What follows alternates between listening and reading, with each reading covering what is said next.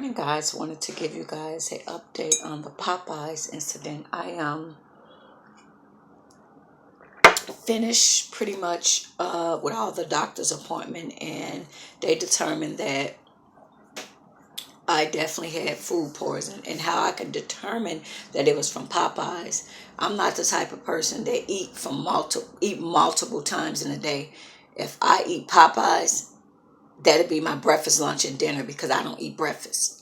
So I submitted all the paperwork, and when their attorney called me, they go on the record and they record your conversations. But what was weird, when I started asking questions, he couldn't answer any of my questions. He told me I have to wait until the recording stopped, and he would answer that because pretty much I was asking him about my lost wages, how would I be accommodated for that, and if I do have to go to their doctor, I want to be reimbursed up front for gas because all this is it's a lot of waste of my time. And I told him my doctor is a medical doctor. Well, it wasn't even my doctor. I went in urgent care. It was the clinic that I go to, and like I told him, they share, there's nothing that she can benefit. Like I haven't, my insurance, so my insurance is going to pay their clinic for me going to the doctor. So it's not a conflict of interest. It's not my personal doctor, and it's not like she's going to be awarded anything,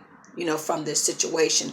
But if anybody know, after you done went through an episode of food poisoning, you're terrified to pretty much eat anything to go back through that pain.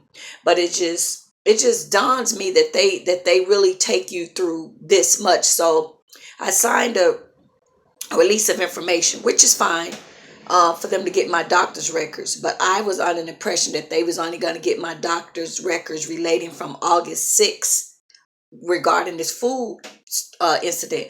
But what's weird is that I'm going to kind of talk to the attorney general on that, or legal aid, and see.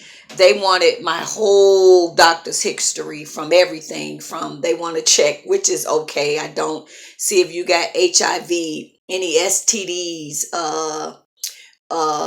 any drug problems, if you got mental health, just all these things. They want you to release everything just for a food poison incident, in which I don't have no complaint. My thing is, some of it is invasion of privacy, because they should be looking from August 6th to current, like about 10 days of my medical history. What my personal medical history is, I don't really feel is their business, because I got diagnosed with food poisoning, and the doctors did all type of other tests to prove that there was nothing going on with my kidneys, my liver. They was doing severe tests to make sure that it wasn't nothing serious than food poisoning. So all the tests came back negative. But it just goes to show you that how these big companies would try to discourage you from going after them. And they ask for a lot of things that's irrelevant. So say, for instance, if I was a drug addict years ago and I'm sober and clean, what does that have to do with today? They even asking for if you in the past, which I haven't, thank God. But if you're a recovering addict or a recovering alcoholic or anything, I don't understand what that has to do with my current issue today. So I just want to give you guys an update. So I released the information, but I'm just going to follow up with the attorney general, because I feel like a lot of things. Oh, and they also want my therapist notes, because I go to mental health after the death of my mom. My son first, my niece, I've been in mental health. They also want me to release my mental health records and notes from my therapist. That's patient confidentiality. So I don't even understand how that they think that they can get something like that. But that just go to show you that if they feel like they can get away with some stuff, and the average person would see that, I'm not signing this, and it'll prolong the process. But I'm going to sign it, but I'm also going to follow up with the attorney general and just see, is that necessary for them to ask for those type of things? Because I feel like that has nothing to do with the situation in hand.